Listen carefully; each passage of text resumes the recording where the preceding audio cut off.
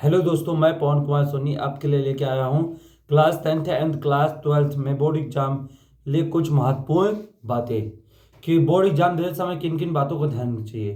देखिए बच्चों, क्या है, अपना जो एडमिट कार्ड है और पेन पेंसिल स्केल सब आप अपना खुद व्यवस्थित करके जाएं पूरी अच्छी तरीके से, और घर से निकलते समय इन सभी बातों का अच्छी तरह ध्यान दे दें।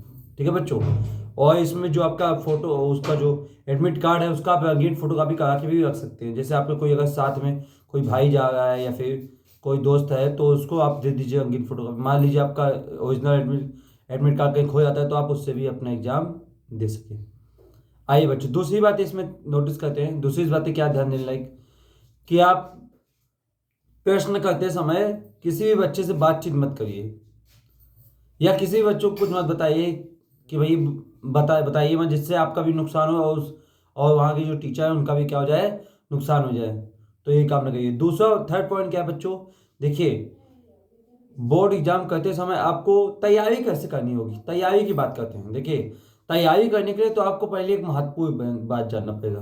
महत्वपूर्ण बातें क्या है, आप जैसे एग्जाम में बैठ रहे हैं, आज आपका जैसे मान लीजिए हिंदी का एग्जाम है कल, तो आप हिंदी का एग्जाम का लगातार आपने ये सोचा कि मैं 5 घंटे पढ़ूंगा, तो आप उसमें 5 घंटे पढ़िए। और उसके बाद क्या है, फिर आप उसके साथ साथ अगला जो एग्जाम है लगा है हिंदी के बाद जैसे इंग्लिश का एग्जाम, तो 5 घंटे के साथ साथ आप 1 घंटे इंग्लिश वाला भी पढ़िए, जिससे आपका कॉन्सेंट्रेट दोनों एग्जाम बराबर बना रहेगा।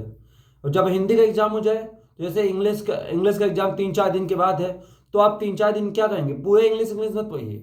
इससे क्या होगा, आपका जो अगला पेपर होने वाला है उसका जो कॉन्सेप्ट रहता है वो आपके दिमाग पे नहीं रह पाएगा ज़्यादा तक।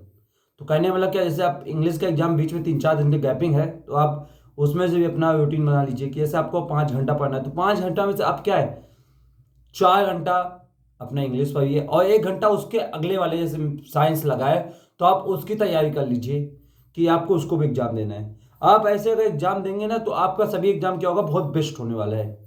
जी, ये तरीका आप लोग सभी बहुत अच्छी तरह से फॉलो करिए। थर्ड पॉइंट बच्चों, कुछ बच्चों को मानना है कि सर जी हमको कैसे प्रश्न सॉल्व करने चाहिए, जब बोर्ड एग्जाम प्रश्न आए तो हमको कैसे प्रश्न करने चाहिए उस समय, तो हम उनके लिए बात कर रहे हैं। देखिए उनके लिए बच्चों 3 बातें हैं। पहली बात है क्या बोल रहे हैं कि जब आप बोर्ड एग्जाम में बैठेंगे तो कुछ प्रश्न ऐसे होंगे जो आपको 100% आते रहेंगे, कुछ प्रश्न ऐसे रहेंगे जो आपको 50-50 मतलब आते रहेंगे और नहीं भी आते रहेंगे, आधा आधा आता रहेगा।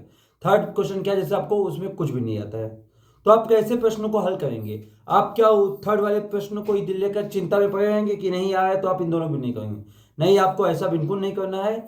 आपको पहले ध्यान देना है अपने जो आपको पूरी तरह अच्छी तरीके से आ रहा है, जो 100 आपको अच्छी तरह आ रहा है। ठीक है बच्चों। और इसमें क्या करना है, आप बस क्वेश्चन नंबर डाल दीजिए। बोर्ड एग्जाम में कॉपी मतलब आपका नंबर भी नहीं, आप प्रश्न नंबर डालिए और उसमें उत्तर डाल के नीचे करना स्टार्ट कीजिए। तो पहला आप प्रश्न करिए जो आपको 100 आ रहा है। दूसरा प्रश्न जो आपको 50-50 आ रहा है उसको करिए। तीसरा प्रश्न क्या है, तीसरा प्रश्न करते समय ये बात का ध्यान दीजिए बच्चों कि आप प्रश्न से रिलेटेड ही बातें लिखिए, तब आप उसमें अपना नंबर अर्जित कर सकते हैं कि भैया कुछ ना कुछ उसमें नंबर आपको मिल जाए। ठीक है बच्चों, जय हिंद। आप लोग ऐसी तैयारी में लगे रहिए। जय हिंद दोस्तों।